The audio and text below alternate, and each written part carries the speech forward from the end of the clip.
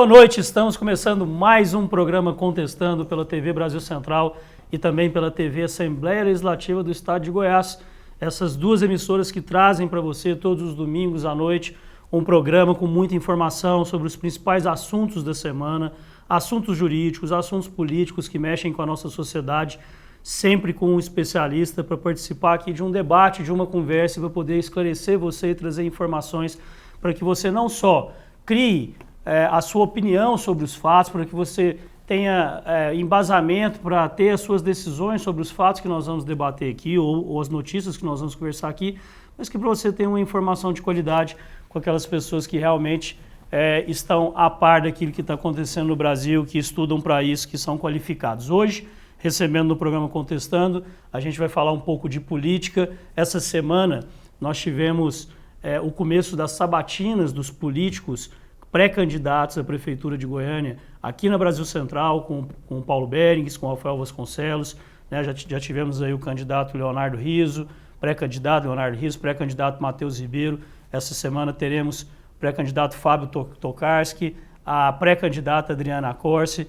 Então a gente já convida você a acompanhar as sabatinas dos pré-candidatos e vamos aqui o Contestando também entrar no assunto político hoje com um especialista em direito público, em direito eleitoral, advogado, colega nosso aqui da Assembleia Legislativa, que vem falar um pouquinho sobre as mudanças e sobre o que tem acontecido nos nossos pleitos eleitorais, principalmente o que vai acontecer nas eleições municipais desse ano. Seja bem-vindo, doutor Danúbio Remy, ao Contestando. Obrigado Daniel, boa noite a todos os telespectadores da TBC, da TV Alego, aos nossos debatedores, excelentes debatedores aqui para a gente poder estar falando um pouco sobre direito eleitoral, sobre as eleições de 2024. O senhor que é um colega da casa, especialista em direito eleitoral e que deve estar trabalhando bastante nessa época, né?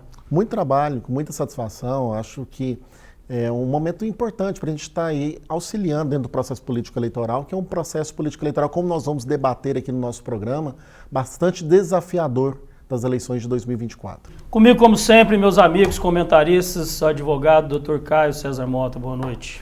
Boa noite, Daniel, como sempre uma satisfação revê-lo, boa noite, Dr. Danúbio Remy, e boa noite, meu amigo Dr. Geraldo Fonseca, e boa noite a todos que nos acompanham de casa na noite de hoje. Imaginei que não teríamos a presença do senhor aqui hoje, porque ao acompanhá-lo pelas suas redes sociais, como faço sempre, essa semana sou grato. Essa semana vi que o senhor estava trabalhando de motorista de caminhão. Explica pra gente que história é essa.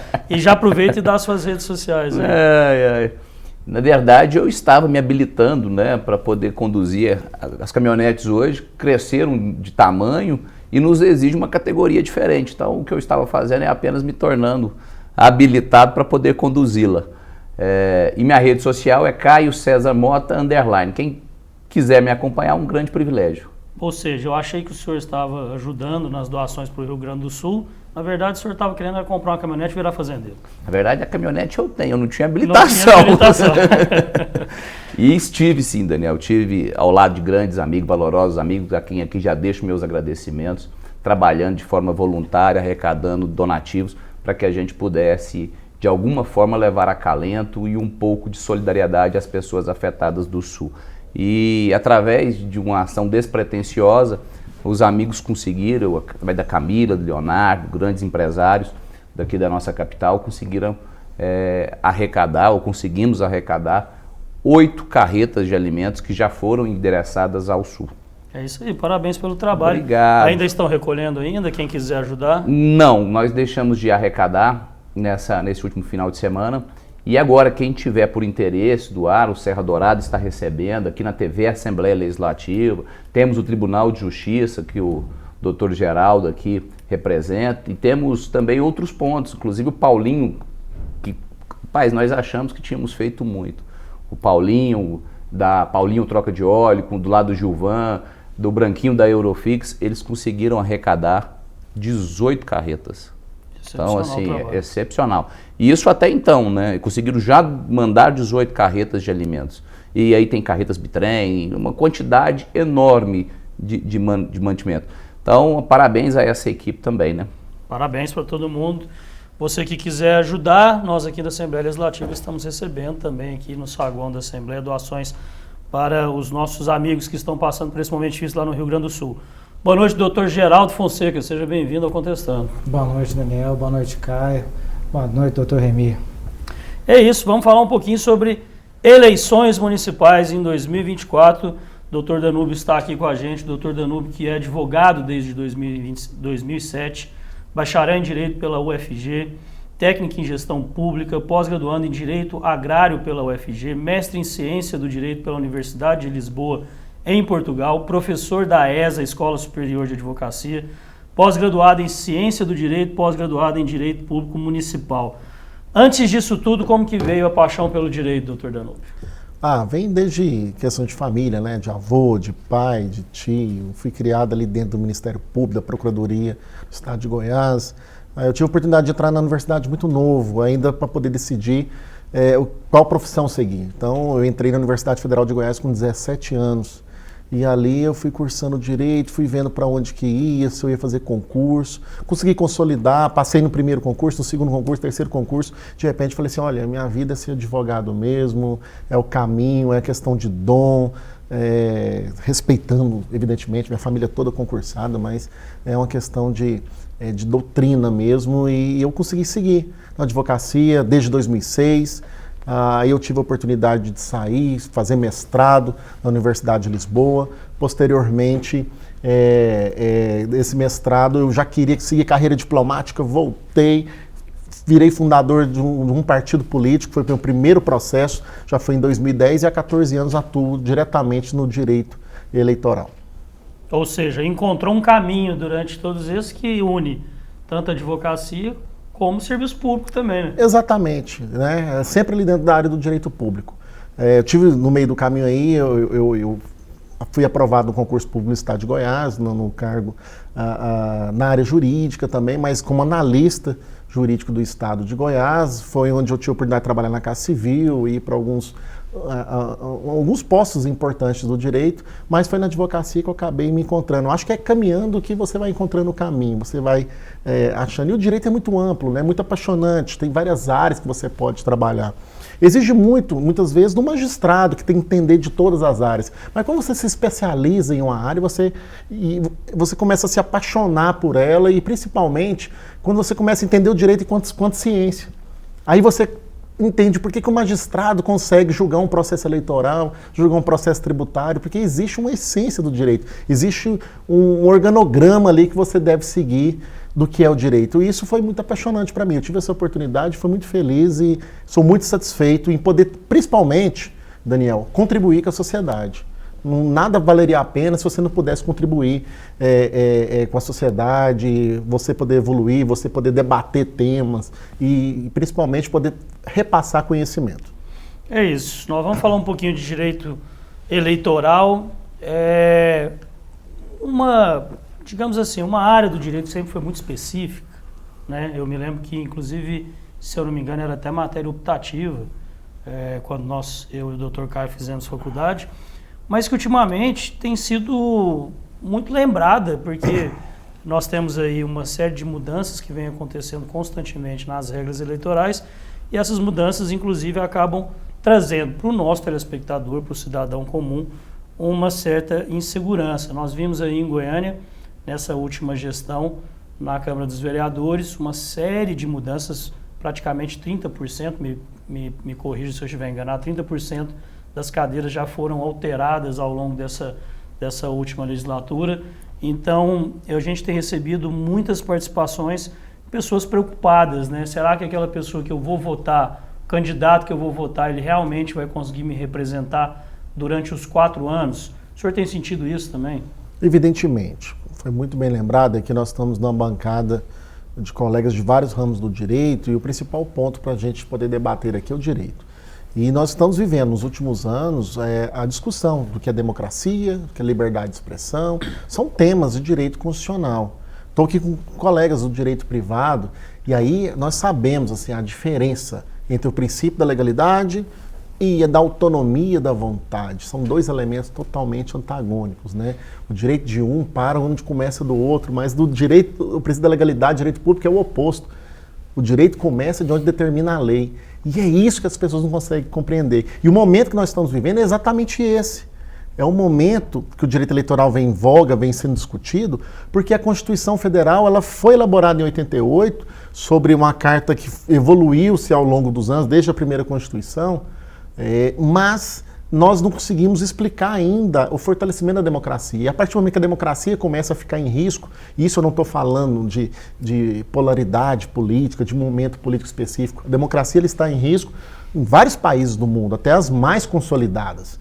E aí vem a discussão do direito eleitoral. Nós tivemos ao Tribunal Superior Eleitoral, o direito eleitoral como elemento garantidor da democracia. Isso foi muito importante, porque a garantia ela vai ser, a Constituição ela vai ser garantida em dois momentos. Primeiro, no eleitoral, que é onde você tem um sufrágio, que é o momento das eleições, e garantir eleições limpas, eleições democráticas, eleições com capacidade de competição entre os atores políticos. E segundo, nós vamos ter o Supremo Tribunal Federal defendendo depois que o Estado está estabelecido, né? E aplicando a ordem política interna, a ordem jurídica interna. Então, o direito eleitoral, acho que ele veio por causa disso. Ele está em discussão por causa exatamente do momento que nós estamos vivendo. Um momento de sobreposição de princípios, né? De equação de princípios. De um lado, a liberdade, do outro lado, a garantia da ordem pública. E essa é a grande discussão que nós estamos tendo no momento, que está fazendo e causando a polarização da política no país. Falando de princípios, né, alguns princípios devem reger os atos públicos, né, de maneira ainda mais estreitada que no direito privado. E tem algumas questões, dentre eles da legalidade, que tem nos chamado a atenção. Fala nossa enquanto sociedade, não enquanto cientistas do direito. Nós tivemos recentemente cassações, e uma delas me chama particularmente muita atenção, que foi a cassação do mandato do Deltan, né? E me chama a atenção porque existia uma premissa de que se tornaria inelegível aquele que tivesse relação com o funcionalismo público, né, exercesse um mandato, uma função pública, no caso dele como promotor de justiça ou procurador de justiça, não me recordo, e que respondesse ao PAD, que é o processo administrativo disciplinar. No caso dele, não havia nenhum PAD sido instaurado.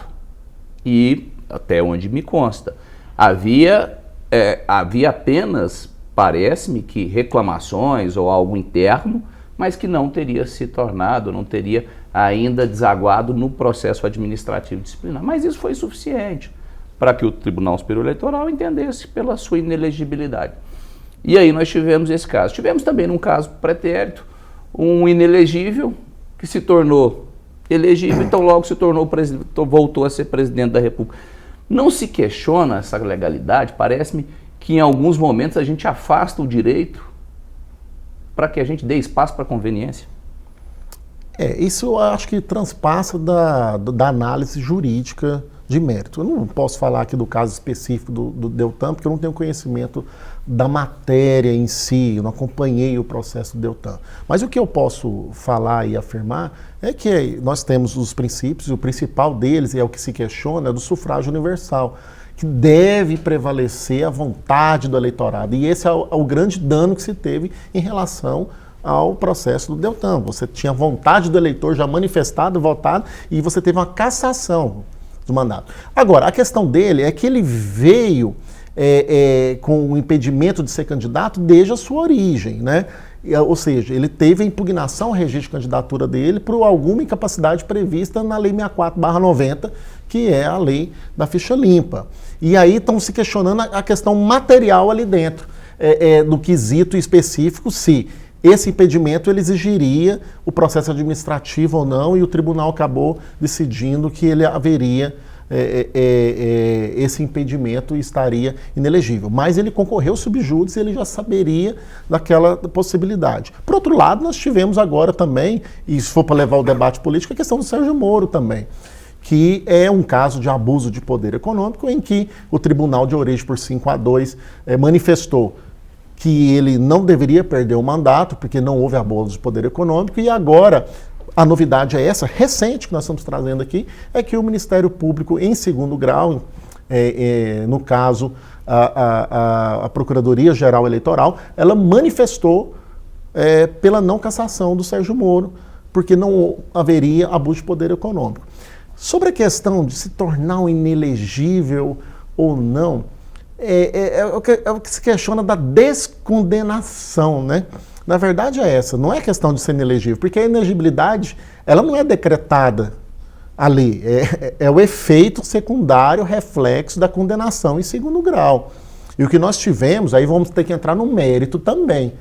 Aí nós temos que entrar no mérito da validade do processo de julgamento do ex-presidente Lula, que quando fala de descondenação ou do inelegível ser candidato, porque esse é o fator político que o pessoal usa, na verdade, ele era inelegível porque ele havia uma condenação em segundo grau. E a partir do momento que houve a descondenação, porque esse seria o termo correto, a inelegibilidade ela caiu por terra. Assim como pode acontecer com o atual presidente também. Por quê? Porque nós temos que respeitar o duplo grau de jurisdição. Então nós temos essa segurança jurídica no país. Se errou o processo na origem, o Estado deve ser responsabilizado. E se houve vício formal, qualquer vício formal, deve ser garantido ao cidadão todos os outros elementos. O que se questiona, e aí o debate é muito mais profundo, é a questão de você ter a ordem jurídica processual acima da ordem material. O que está acontecendo no estado de Goiás hoje? Pessoas que estão condenadas em segundo grau por assassinato, a jornalista, inclusive, não está preso e o processo vai se perder. Então, qual que é o momento que o processo, a ordem processual, ela deve ser mais relevante que a ordem material? Porque vai acontecer o mesmo efeito jurídico. Mas aí nós vamos começar a discutir novamente os princípios. E entre os principais deles nós temos do quê? Do contraditório, da ampla defesa, da segurança jurídica, acima de outros princípios. Eu não sou a favor, eu vejo um grande problema muito maior do que esse. Eu não sou a favor que a justiça ela coloque a ordem processual acima da ordem material, porque você vai estar passando por cima do princípio, para mim, que seria o maior de todos, que é da verdade real. O que vale o efeito? Matou ou não matou? Porque errou o processo, agora eu vou descondenar uma pessoa que realmente matou e está filmado? E a culpa é de quem? É do Estado, e quem pena a população é sentimento de impunidade. Então essa é uma chave que o direito precisa fechar ainda, mas não é só do direito eleitoral. E o direito eleitoral, ele vem aí acompanhando esses outros princípios da segurança jurídica. Problema muito maior do que o do Deltan é nós termos eleições do dia 24 de abril que nós tivemos aqui no estado de Goiás para prefeito, em mandato tampão. Ou seja, você gasta 3 anos para poder afastar um prefeito que desde a origem não deveria ter assumido o mandato. E aí você causa um mandato tampão, problemas em contratos, problemas de saúde, problemas de ambulâncias que não vão trabalhar. Quem exerce o mandato por 3 anos está perto do fim. Então, assim, é uma justiça tardia. A justiça tardia. Então, é o que nós estamos tendo no Brasil. Esse efeito de quando você chega no final do julgamento por causa de situações específicas, você tem que voltar o processo à origem e ter toda essa demanda.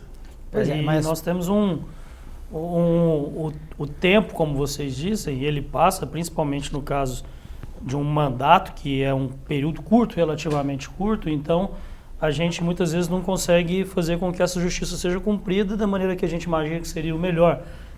Nessa última mudança que nós tivemos na Câmara dos Vereadores, por exemplo, quando eu tive a notícia, e eu estava ao lado de um amigo, a notícia veio na televisão, veio na matéria da televisão, e dizendo que após a recontagem de votos, fulano e ciclano iriam assumir as novas cadeiras. E essa pessoa ao meu lado ainda brincou, falou, gente, eles não acabaram de contar esses votos até hoje. Porque passa essa sensação de uma disputa que ela é eterna, que ela não acaba. Né? No momento em que, no caso específico da Câmara dos Vereadores, mas aí pode ser a Assembleia Legislativa, pode ser o Congresso, no momento onde esses políticos deviam estar focados em trabalhar pela população, em fazer com que o seu mandato tivesse serviço da população, estão preocupados em conseguir ou permanecer na cadeira ou conseguir uma cadeira. Mas é o que eu ia falar, eu acho que virou uma roda que gira a favor exatamente desse desgaste. Porque se você vai criando precedentes, isso vira uma cultura política, então a impressão que dá, eu acho que assim, se eu me corrija se eu estiver errado, mas a conclusão que eu tirei da fala do senhor é que vale a pena. Eu estou subjúdice, Eu vou correr o risco. Vou ficar 1 ano, 2 anos ou 3 naquela cadeira, não importa, eu vou correr o risco e vou assumir o mandato. Sendo que deveria ser o contrário, né? Tipo assim, a Justiça Eleitoral deveria dar a resposta antes que ele assumisse aquela cadeira. A gente teve aqui, agora, programas passados, né, o presidente do TJD, e ele falando que ele julga jogos de campeonato goiano e tal, em 24 horas, 48 horas, porque ele tem que punir o time, porque no final de semana já tem outro jogo, né? Então, assim, o que falta para mim na Justiça Eleitoral é celeridade. Aí ela cria esse monstro, é lógico que os políticos vão usar dessa prerrogativa.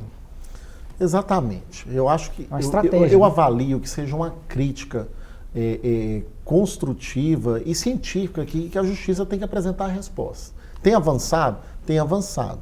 Mas essa celeridade ainda ela é questionada. Se no direito penal, como eu citei o exemplo aqui do estado de Goiás, em um caso específico, e eu não contesto o Poder Judiciário, porque eles estão cumprindo princípios e elementos do direito que precisam ser evoluídos em todo o contexto geral, né? Deveria ter uma intervenção.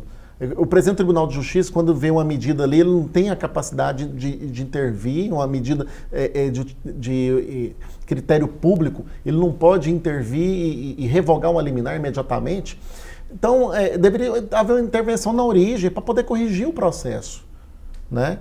Porque esperar o processo subir para depois de 3 anos cumprindo pena, você pegar uma situação de uma pessoa que está inelegível e fazer essa descondenação, isso verdadeiramente é algo que deixa a população questionar o Poder Judiciário. Então o Poder Judiciário ele precisa apresentar a resposta. Agora, quanto à Justiça Eleitoral... Isso se torna uma crítica até à sua lisura. Essa que é a minha preocupação, porque o que eu tenho visto, e a gente está sempre rodeado de amigos e conversando, o que a gente vê é que há uma sensação de insegurança muito grande jurídica.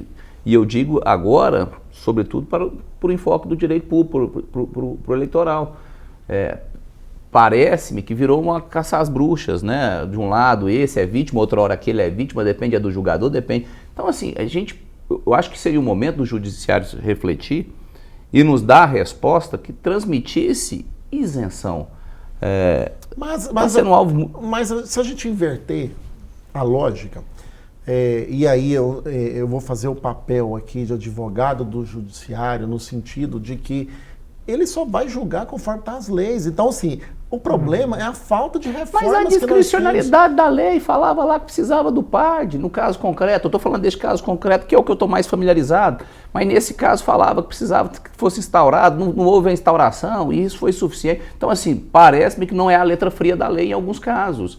E essas exceções vão nos colocando em situação de desconforto. Sim, o desconforto da sociedade quanto ao ativismo judicial e essa questão dessa falta de resposta, isso é questão da opinião pública, isso está nas ruas.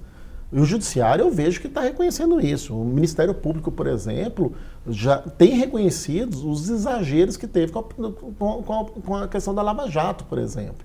Teve a parte muito importante de moralização, recuperação de recursos, teve. Mas ela exagerou, quebrando exatamente princípios e direitos. Teve pessoas ali que foram violadas, que foram presas, que foram detidas, assim como do 8 de janeiro agora, por exemplo, depois as pessoas eram inocentes. E se você não respeitar princípios, você está saindo do Estado Democrático de Direito. É um bom exemplo esse julgamento do dia 8, né? Um julgamento coletivo, umas loucuras que a gente não imaginava. Então, assim, exatamente. Agora, o que nós precisamos primar, assim, voltando para o direito eleitoral? O direito eleitoral, querendo ou não, é o mais sério que nós temos no país. Nós temos que julgar os processos. Eu até te parabenizo, prazo de 24 horas, 40... Eleição. Isso não é para qualquer um, não. É prazo de 24 horas, de 48 horas para apresentar respostas e representações por propaganda, os prazos de recursos de 3 dias, peremptórios, certo? São prazos que não se dilatam e com questão decadencial ali de perda do direito mesmo. Então, o direito real não vai valer. Nós tivemos deputados que perderam o mandato aqui injustamente, sufrágio valendo mais de 40 mil votos, um excelente deputado, por causa de questão processual. Então fica o questionamento. Quando você for equalizar esses princípios entre a soberania do voto popular, o sufrágio universal, soberania do voto popular e questão de ordem processual, decadência.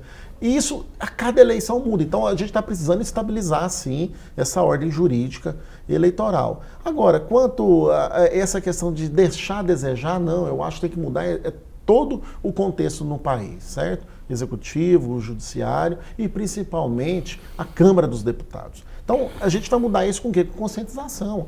Nós temos 17 deputados federais do estado de Goiás que complementam os 514 do Brasil. E qual o momento que eles estão preocupados em mudar a regra dentro do exercício do mandato deles? Porque o que nós vemos hoje, e a crítica começa a se formar em relação a isso, é que o pluripartidarismo no Brasil, por exemplo, eles estão um pouco às avessas, sendo concentrado a maioria do tempo de TV e do recurso público financiamento de campanha em 6 partidos. 13 têm direito apenas, 13 partidos. Nós tínhamos 35 partidos no Brasil, agora estamos tendo fusão, está chegando a menos de 30 partidos no Brasil e apenas 13 têm acesso ao fundo eleitoral, ao fundo partidário, ao tempo de TV e o maior bolo é dividido entre 6 partidos. O senhor podia aproveitar essa fala e explicar como é que funcionam as federações? Ótimo. As federações, ela foi um modelo criado para poder garantir a existência dos pequenos partidos dentro desse modelo que eu falei do cumprimento, principalmente das metas eleitorais que nós temos que cumprir. Os partidos políticos, para eles poderem existir e poder ter acesso ao fundo partidário, ao fundo eleitoral, lembrando que o financiamento de campanha, pessoa jurídica, acabou, agora nós temos o sistema misto de financiamento de campanha, que é público ou privado, pessoa física. A pessoa física fica limitada a 10% do que arrecadou do imposto de renda no ano anterior. Então você vai ter praticamente financiamento público aí, concentrado em 6 partidos. Como os partidos não atingiram a meta de ter voto em 1/3 dos estados, 9 estados e 0,5% dos votos no Brasil, eles se federalizaram, juntaram para poder ter a bancada, para poder se manter existente dentro do pleito jurídico. Então nós tivemos aí o PSDB juntando com o Cidadania, o PT com o PV e outros partidos para poder garantir esse critério. Parece uma formação de uma coligação partidária. Por quê? Porque a federação ela vai estar conjuntamente ali dentro do número de 100% mais 1 de vagas a concorrerem, estando com a possibilidade de formar uma chapa conjunta. Então, com o fim das coligações, fizeram a federação para que eles possam manter dentro das regras do jogo. A federação ela funciona basicamente nisso. Lembrando, está mantido a coligação para o majoritário, não existe coligação para o sistema proporcional, sendo possibilitado a federação. Agora, qual é a grande questão da federação? A federação ela vai possuir um regimento interno próprio, que tem que ser cadastrado na Justiça Eleitoral. O estatuto está lá, o partido já existia. Dizer que vale de forma nacional, não é? E ele tem que funcionar de forma nacional, ou seja, ele é verticalizado.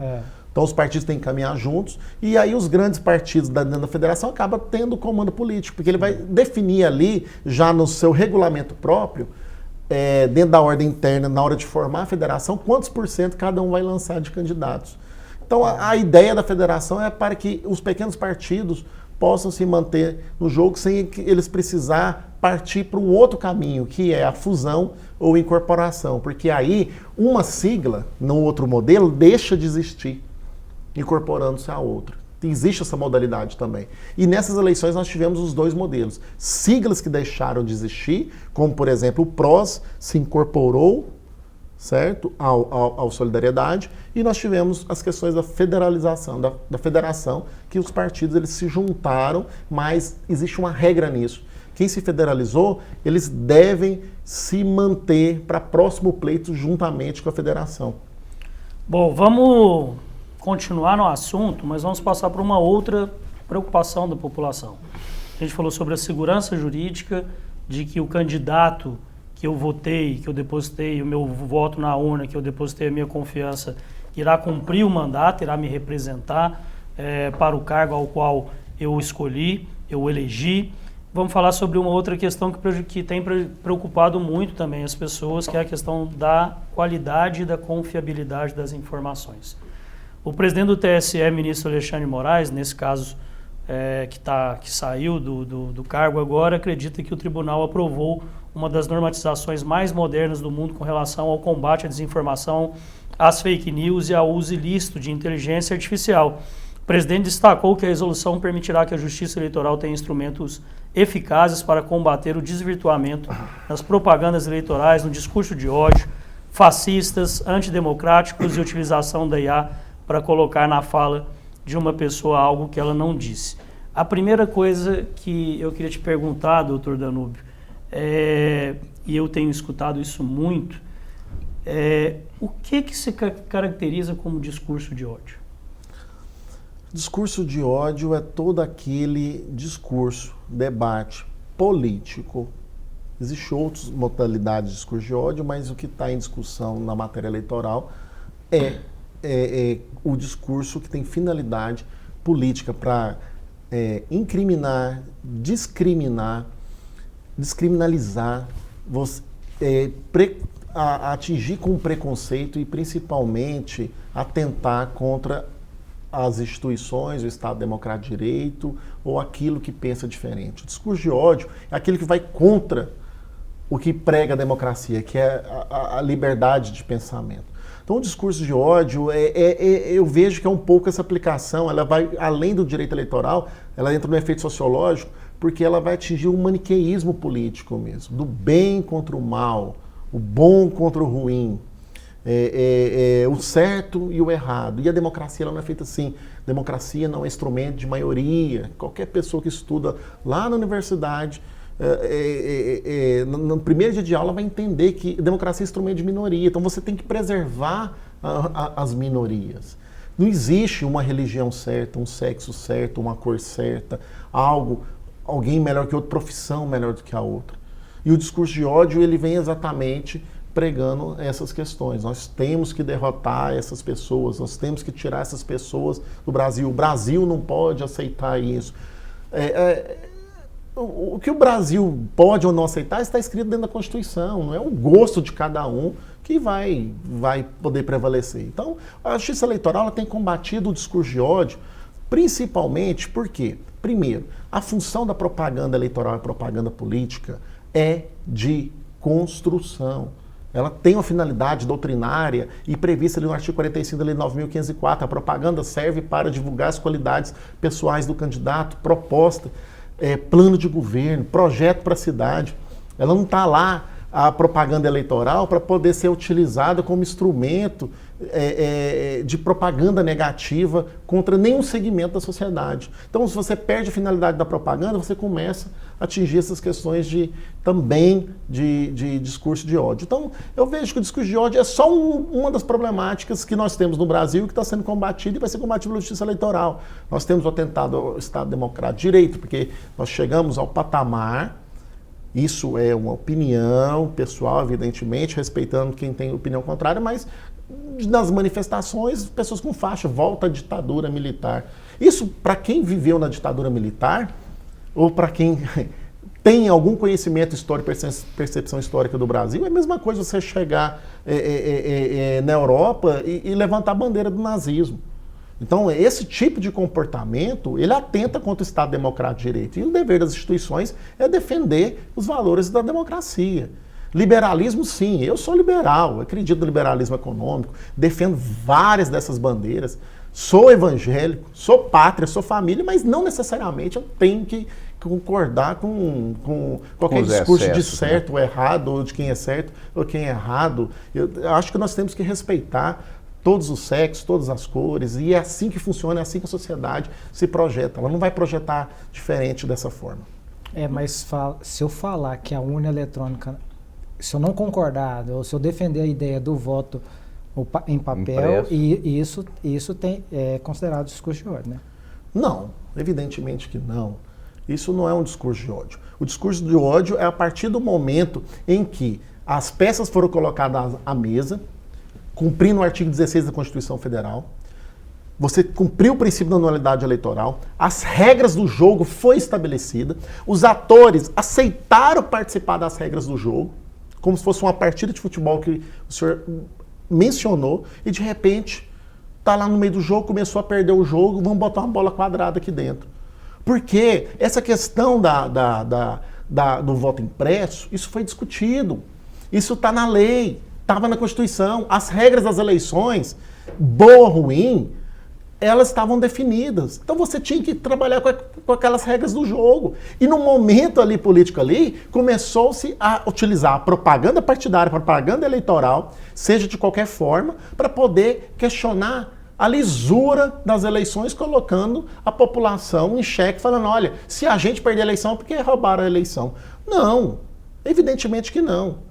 Porque se tivesse roubado a eleição não teria sido com a diferença de 0,5% dos votos e nem o ex-presidente tinha vencido as eleições passadas sem propaganda eleitoral, sem dinheiro e no menor partido do Brasil. Mas então, não, assim... Não parece não parece muito difícil definir esse discurso de ódio conforme você vive numa situação eleitoral ou num país que tem uma série de visões diferentes sobre o mesmo aspecto ou sobre o mesmo ponto? Quer um exemplo claro disso? Vou só confidenciar aqui uma situação que aconteceu comigo essa semana ainda, não vou revelar a pessoa porque ela não me autorizou, mas eu estava conversando com um pré-candidato e ele queria fazer uma crítica a uma outra candidata, e não era uma crítica, uma acusação criminal nem nada, era uma crítica à postura da gestão dela.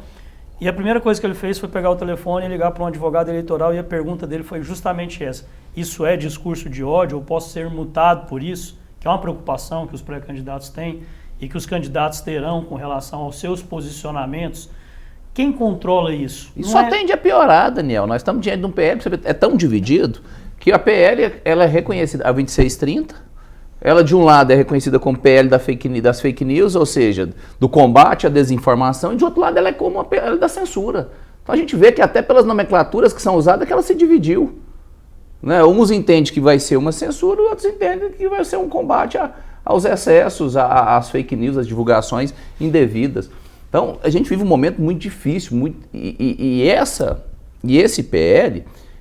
ele traz inúmeras preocupações, que vai justamente ao encontro do que o Daniel falava, pelo menos aos meus olhos, doutor Danúbio.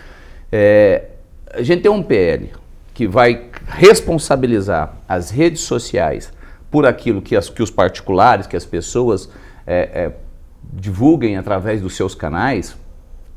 Me parece um contrassenso, porque vai implicar, e isso eu vejo como inafastável, vai implicar no fato de que haverá, pelo subjetivismo do entendimento judicial, numa retaliação ou num cuidado excessivo do que será divulgado. Ou seja, se eu sou dono de uma grande rede e tenho medo de como o judiciário vai entender a postagem que o Daniel, que o Geraldo, que o próprio Danúbio fez, eu vou suspender das redes. Então daqui a pouco as pessoas não se comunicam, eu não tenho o direito mais de manifestar a minha opinião. Então, é um cuidado muito grande que se deve ter, porque talvez a gente esteja tirando da população a possibilidade de manifestar sua opinião, sua posição partidária, posição política e até o seu descontentamento. Eu acho que já tirou. Porque quando eu estava me Mas a PL vai reforçar isso, porque nós temos hoje exatamente o artigo 19 do marco regulamentário da internet. O marco digital. Do marco digital, exatamente tratando disso, dizendo, olha, você é responsável pelo aquilo que você publica. E aí nós estamos indo exatamente na contramão disso, do que eu entendo que seria um avanço para a sociedade. Ou seja, deixa eu me expressar, deixa eu dizer, poxa, se eu tiver algum excesso, eu deveria responder, claro. O Marco Civil da Internet já falava isso. O problema é, por exemplo, eu tenho cópia, está na internet, se você jogar no Google, do processo que foi aberto, acho que no TSE, não vou me recordar agora exatamente qual que é o órgão, a ministra Carmen Lúcia recebeu um pendrive aonde um rapaz, tem lá o nome dele, inclusive tem canal no YouTube, tudo, dizendo, eu invadi o sistema do eleitoral e consegui uma senha de um ministro e acessei tais dados e está tudo aí no pendrive. Eu não quero saber, eu nunca fui investigar, não é isso, não estou defendendo isso, nunca defendi isso não. Mas o que eu estou dizendo é, esse processo está lá. Se eu hoje, na minha rede social, pegar esse processo, distribuir ele só para as pessoas tomarem conhecimento de que esse processo existe ou existiu, não sei se foi arquivado, não acompanhei, eu acho que eu posso responder por alguma coisa. Então, assim, eu não vou fazer isso. Então, eu acho que isso já está acontecendo na prática. A população já está com medo. E a maioria, político, servidores públicos, não vão tocar no assunto, exatamente por Doutor isso. Geraldo, o anteprojeto de atualização do Código Civil, que teve 38 juristas debruçados sobre ele, num caderno especial, nós tínhamos aí dentro do direito especial, das obrigações, do direito empresarial, das coisas, direito de família e sucessões. Agora nós vamos ter um direito digital. E dentro desse direito digital tem exatamente isso. Exatamente isso. Aqueles processos que correm sob sigilo, se tiver alguma divulgação, você terá uma responsabilidade enorme. E eu digo assim, você independente, se você é imprensa, se você é sociedade civil, seja quem você for, se você é um homem público. Então, preocupa, doutor Danúbio, e até quero ouvi-lo, esse subjetivismo que a gente parece avançar e as consequências disso, essas limitações, esse receio da sociedade se manifestar. Daqui a pouco todo mundo tem que se curvar, tem que se encurtar para poder não expressar aquilo que entende necessário. Caio e Geraldo, essa questão de fake news, inteligência artificial, é tida hoje pelo Tribunal Superior Eleitoral como, ao lado da defesa do Estado Democrático de Direito, o maior desafio para as eleições de 2024. A questão da propaganda, só para você ter uma noção, Daniel, é um problema que você tem desde quando surgiu a Justiça Eleitoral em 1932. Então são 82 anos que nós estamos tentando lidar com essa propaganda. Sempre tivemos o problema, antigamente eram os panfletos apócrifos ou exagero das matérias jornalísticas, abuso de poder, etc. Agora, das eleições passadas para cá, nós estamos lidando com a chamada fake news. E fake news eu consegui interpretar, porque eu busquei na teoria o que seria fake news, para falar notícia falsa. Você tem duas modalidades. Você tem ali a propaganda negativa de um lado e você tem a propaganda falsa de outro lado. E isso, no estado de Goiás, nós tivemos, tem um caso muito folclórico e real que aconteceu em 1986, na cidade de Goiás, de uma notícia que saiu no jornal que o candidato tinha falecido. E o candidato teve que passar a noite inteira escrevendo carta, falando, olha, eu não faleci, eu estou aqui. Porque o pessoal já produzia fake news nessa época. Certo? Então isso sempre aconteceu. Agora nós estamos com duas problemáticas, que é a chamada internet, sem regulamentação, para essas eleições ainda.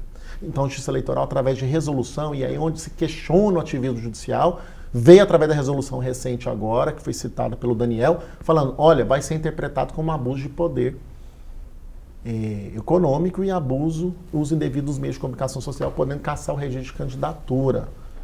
O que, na minha opinião, sendo contestado ontem no seminário jurídico, terceiro seminário jurídico do AB pelos meus colegas, eles acham que é um absurdo caçar mandato por causa de abuso de propaganda.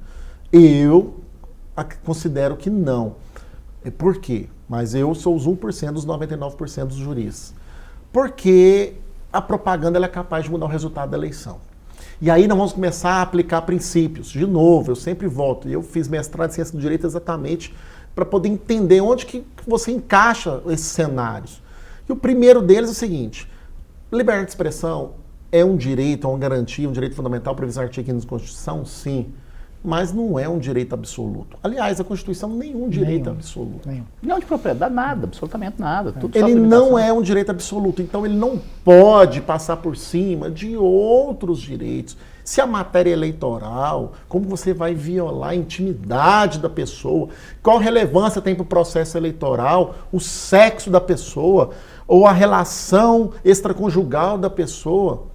E aí nós vamos muito além, que eu te falei, você tem a notícia falsa e tem a propaganda negativa, porque é onde entra o discurso de ódio, muito próximo da propaganda negativa, que a propaganda negativa vai falar o seguinte, olha, o fulano, igual fizeram com o Eduardo Leite, no Rio Grande do Sul, o candidato a governador é homossexual, o candidato é isso.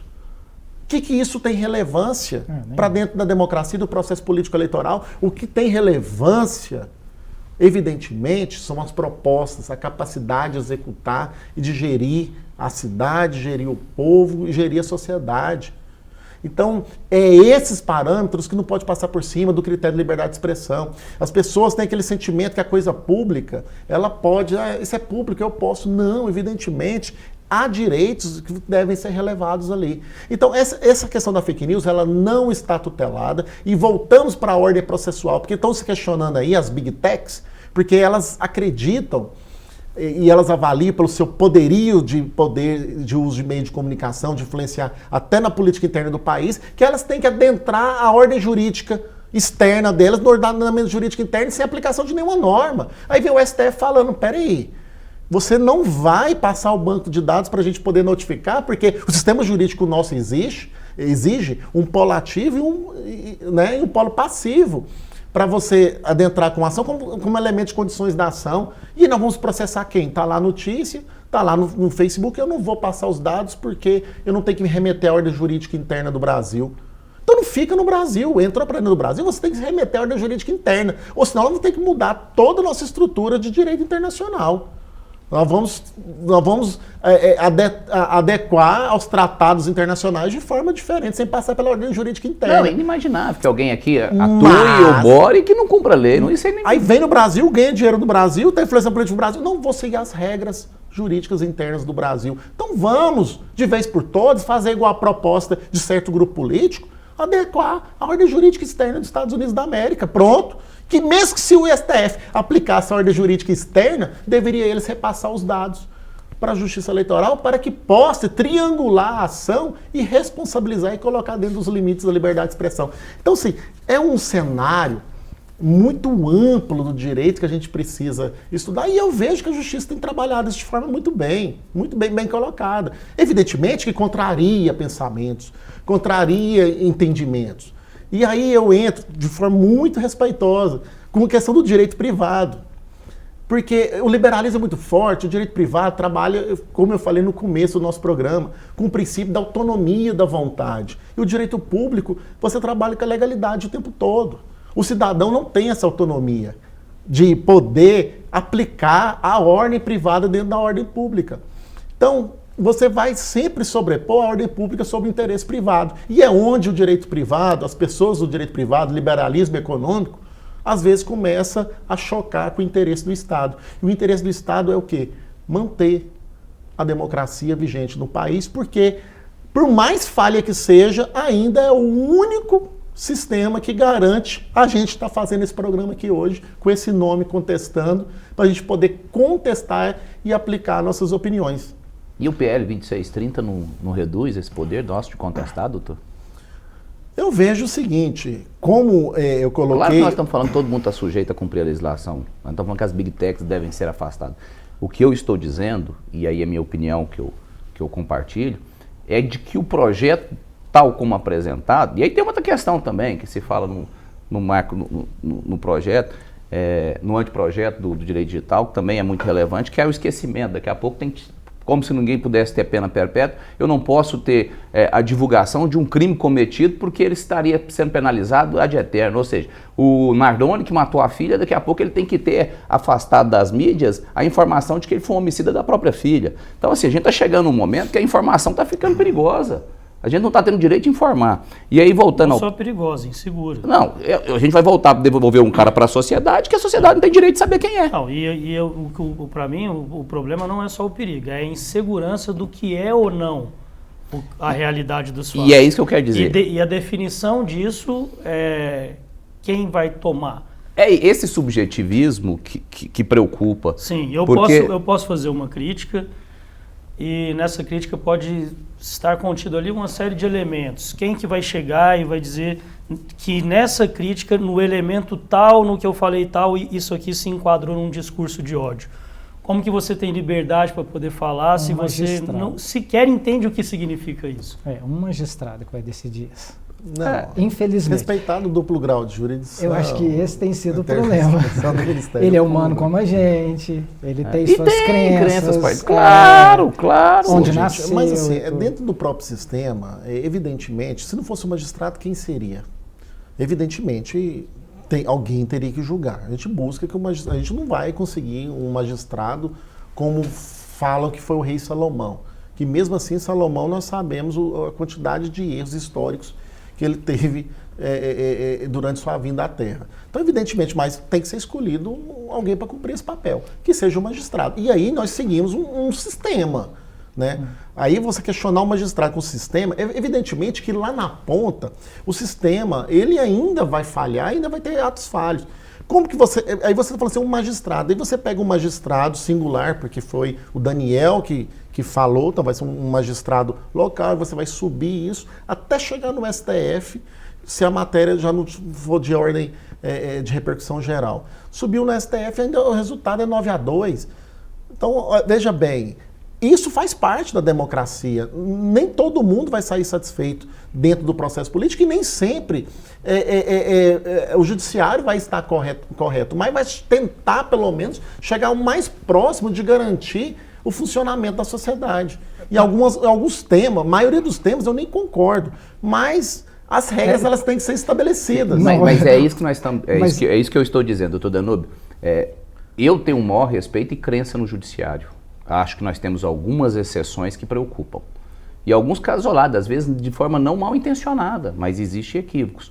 O que eu preocupo é que se a gente criar um PL, um projeto de lei, que se aprovado tal como está, a gente tiver uma lei que transfere ao magistrado de maneira subjetiva, que analisar o caso, dar um cheque em branco. Nós temos que ter regramentos. Acho que é um caminho muito perigoso. Agora vamos tratar então... A gente pode inclusive retornar essa discussão à primeira parte do programa, quando a gente falou sobre as mudanças que aconteceram na cadeira da Câmara dos Vereadores, e algumas dessas cassações foram realizadas devido ao não cumprimento da cota dos partidos.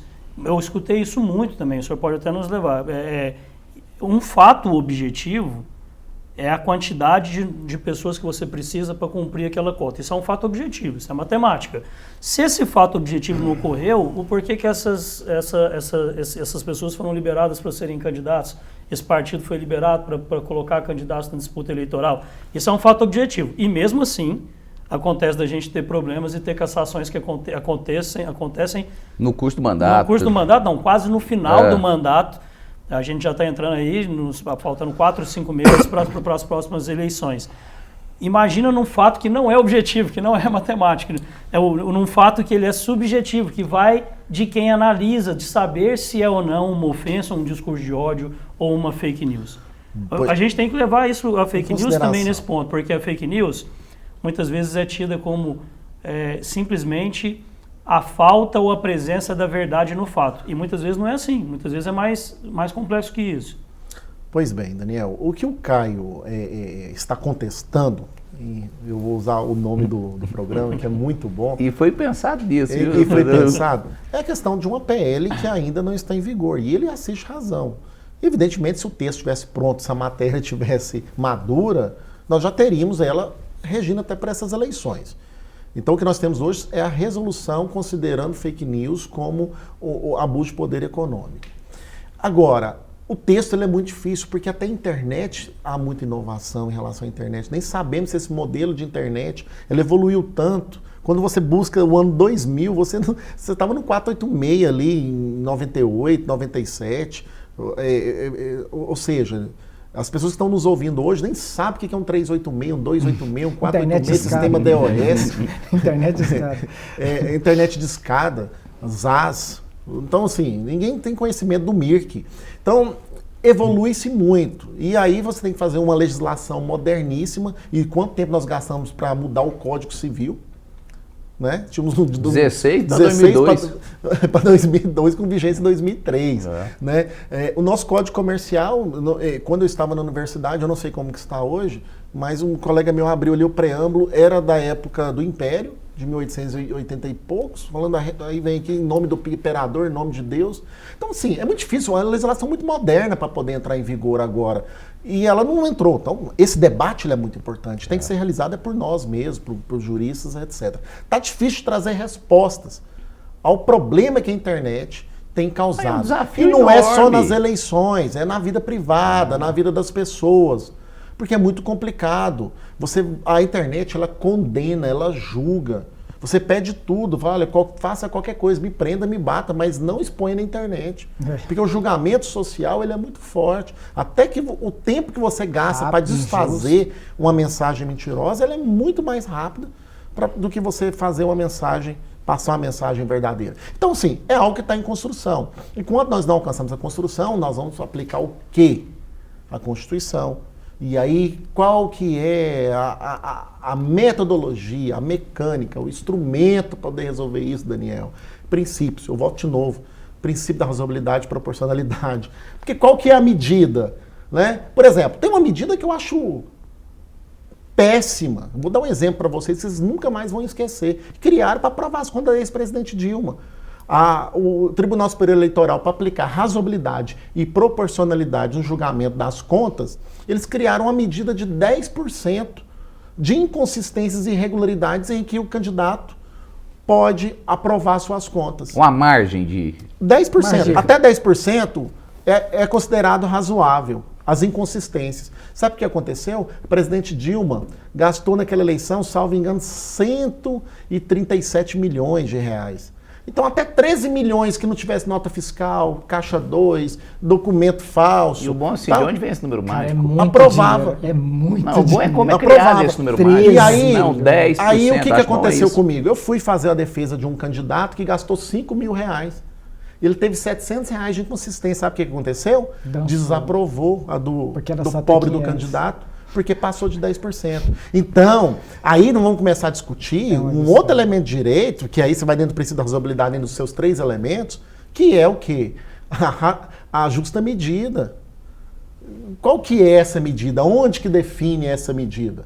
Então, assim, tem que ter essas regras. Pelo menos definir os 10%. Aí ficou uma medida criada. Agora, do jeito que você está expondo a questão da PEC, que vai tratar dessa matéria da regulamentação da internet, etc e tal, vai ter que fazer igual a lei da ficha limpa. Constitui discurso de ódio. Isso.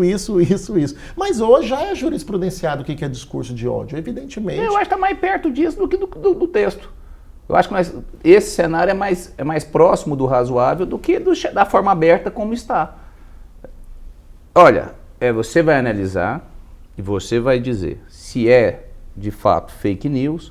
Sendo fake news, você vai dosar a pena, vai dosar a multa pecuniária.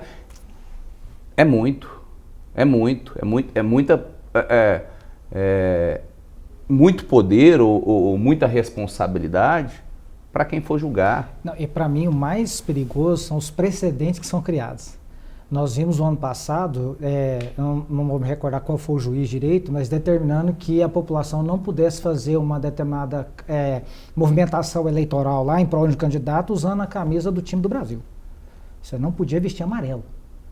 Tiveram uma decisão dessa. Então, assim, o problema que a gente está discutindo aqui é bom senso. Sim. Tem coisas que estão... Então, assim, o judiciário, com todo perdão, eu trabalho no Poder Judiciário. Eu sou assessor desembargador. Alguns, né, nós temos que também dar a mão, né, a palmatória, são muito poucos, mas assim, às vezes detém um poder muito grande, e aí firma uma opinião que para mim está totalmente fora de contexto, fora de bom senso. Então, assim, é um inquérito que é instaurado sem base jurídica. Mas nós temos um regimento. Mas seu regimento não está acima da Constituição. Não está, porque na Constituição está escrito que o meu regimento é constitucional. Aí vem os atos de 8 de janeiro e aquele pessoal que estava lá, 1000 pessoas iam tomar o poder no Brasil. Eles cometeram um crime contra o Estado Democrático de Direito. Não consigo acreditar naquilo. Não consigo, não entra na minha cabeça. Eu sou professor de Direito Penal. Não consigo acreditar nisso. Né? Então, assim, a imprensa transforma eles em... terroristas. Tem que deixar claro para quem assiste que isso não é endosso. Você está falando de forma científica, né? Sim, dentro do ordenamento. Como professor. Não, existem crimes cometidos ali que têm que ser julgados pelos crimes que foram cometidos. Todos. Para começar, não tinha que ser pelo Supremo, tinha que ser por um juiz de direito. Um juiz federal. Para mim, para começar, é o juiz federal. Crimes de dano contra o patrimônio federal. Né? E outros, né? Associação criminosa também. Agora, não consigo entrar na minha cabeça. Então, assim, esse aqui é a grande questão do discurso de ódio. Né? Será que essas pessoas tinham realmente essa intenção? Eu assim, no direito Tem gente privado, que está sendo responsabilizado porque postou na internet, nem foi em Brasília. no direito privado, o que não é vedado, logo é permitido. No direito administrativo rege outro princípio. Lá é o que é permitido. Então já existe uma separação muito grande entre o que você pode no direito privado e o que você não pode no poder público ou o que você pode no poder público. Lá está de forma... E aí quando a gente, dentro do direito público, falando de eleições, falando de sufrágio, falando de processo, falando de inelegibilidade, falando de cassação, falando de todos esses cenários, a gente cria uma regra onde que não há mais, não há mais um rol taxativo, ou não há a menor discricionariedade do que é algo para o lado de cá ou para o lado de lá. Eu entendo que a gente vai contra, inclusive, o que o direito administrativo sempre pregou. Pois bem, a avaliação que eu tenho assim, entre o direito administrativo e o direito privado, evidentemente, primeiro deve caminhar junto, né? Um vai regulamentar as atividades do Estado, o funcionamento do Estado, o outro da vida privada. Mas eles estão totalmente interligados. Evidentemente, eles estão interligados. Agora, quando se fala de eleição, que é o nosso debate e o que nós estamos contestando hoje, eu vejo que isso vai muito mais além. Nós estamos vivendo um conflito do privado com o público. E aí, entrando nessa questão dos processos, evidentemente, ou não sabemos se houve um abuso ou não, o ativismo judicial. Há uma questão de ordem processual que o professor colocou aqui, que é muito questionável. Falar que isso é terrorismo, o crime que teve, não, evidentemente não. Né? Mas atentado ao Estado Democrático de Direito, a investigação foi nessa linha. Teve momentos tensos. Quem pôde acompanhar ali, você não pode falar por todos, porque parte ali nem sabia o que estava acontecendo. Estava numa grande festa da democracia, para a maioria. Mas tinha partes ali que estavam tentando convencer o Exército de um atentado ao Estado Democrático de Direito e mudar o resultado das eleições, passadas as eleições. Então, gente, você tem o processo político eleitoral, o momento de mudar é agora. 6 de outubro de 2024, começa de novo a mudar. Eu vejo o que os derrotados nas eleições estão fazendo o processo correto agora, está percorrendo os estados, está andando, está pregando seus pensamentos políticos, está concorrendo às eleições, elegeu praticamente 25% do Congresso Federal. Então, vai ter eleições novamente daqui a 4 anos. Eu sou muito contra o impeachment, apesar de às vezes ser necessário e ser um instrumento da Constituição de controle que nós temos, né, para poder, após o processo fechado das eleições. Mas precisa conscientizar a população. É outro desrespeito ao voto, né? O impeachment, né? Acaba sendo. Acaba sendo, ainda mais da forma que nós tivemos. Porque é da mesma forma da história do golpe. Vou caçar o presidente da República por causa das pedaladas fiscais. Aí onde que entra? Qual princípio é mais importante? O do sufrágio, da vontade das urnas, ou princípios de direito tributário, por exemplo, pedaladas fiscais? Não teremos eleição. Por isso que fala-se que é golpe. E foi a palavra golpe, ela é muito distante disso, porque para ser golpe, você tem que mudar o sistema político, mudar a ordem política. Ali você só mudou o governante. Então, eu não vejo que foi golpe por causa disso. Mas que deram um golpe político na governante, deram um golpe político na governante. Eu estava fazendo uma reflexão. Ainda mais não deixaram ela inelegível. Não teremos eleição daqui 4 anos, teremos eleição daqui 2 anos e meio já, porque o tempo passa. O tempo corre. Há menos de 5 meses. Mas, doutor Danilo, eu estava fazendo uma reflexão outro dia, até foi objeto de um artigo. Só um minutinho, foi objeto de prometo ser muito breve. Foi objeto de um artigo onde eu concluí, rapaz, que desde o governo Fernando Henrique, com exceção desse último, que ainda tem risco iminente de ser preso, todos foram caçados ou foram presos. Olha que situação que nós chegamos no país. Sim. Isso afasta credibilidade, afasta investimento, o prejuízo é todo nosso. Não, Brasil, se não fosse a agricultura, se não fosse a pujança do país, se não fosse o povo ordeiro, se não fosse, evidentemente... A força da sociedade. A força da sociedade tinha tudo para dar errado. Evidentemente é algo que foi feito para dar errado e deu muito certo. E a gente espera que dê certo. E é por isso que, concluindo, Daniel, eu só discordo é daquilo, se nós estamos indo para um caminho muito ruim. Eu tenho esperança, eu tenho expectativa. Eu vejo que apesar de tudo isso, nós vamos caminhar para um caminho melhor. E esse caminho melhor eu vejo é quando você não tiver nem essa história de direita, nem de esquerda, nem de certo, nem errado. A gente achar um caminho do centro. Que hoje eu não vejo ele no fim do caminho. Não existe. Mas eu vejo que a sociedade ela vai se unir, vai se dar as mãos em torno de um... Eu só tenho medo, doutor Danúbio, da gente renunciar a um direito que nos é muito caro e que com muita luta foi conquistado, que é o direito da gente expressar. Então esse é o meu temor em relação ao PL, em relação a alguns projetos que vêm. E nós vamos falar muito sobre eleições no Contestando aqui, até as eleições, nesse caso, municipais desse ano, e obviamente que vamos também continuar tratando desses assuntos. Convido o doutor Danúbio para estar presente outras vezes aqui no Contestando. Foi muito bom, muito esclarecedor. Agradeço bastante a sua presença, doutor. Obrigado, Daniel, Caio, professor. Muito obrigado mesmo. Acredito que foi muito importante esse debate. Vamos avançar mais. Como nós falamos, não existe fórmula pronta. Então a gente tem que estar sempre debatendo o direito, contestando as opiniões, para poder chegar a uma sociedade justa, igualitária e uns dias melhores para todos nós. É isso. Boa noite, doutor Caio. Boa noite, Daniel, doutor Danúbio. Uma satisfação conhecê-lo pessoalmente, um advogado brilhante, uma grande referência do processo eleitoral, do direito eleitoral. Satisfação. Boa noite, doutor Geraldo, e a todos que nos acompanharam. Boa noite, doutor Geraldo. Boa noite, Daniel, Caio, doutor, foi um prazer. Isso aí, boa noite para você de casa. A gente volta no próximo domingo com mais um programa Contestando para você. Fiquem todos com Deus e até lá.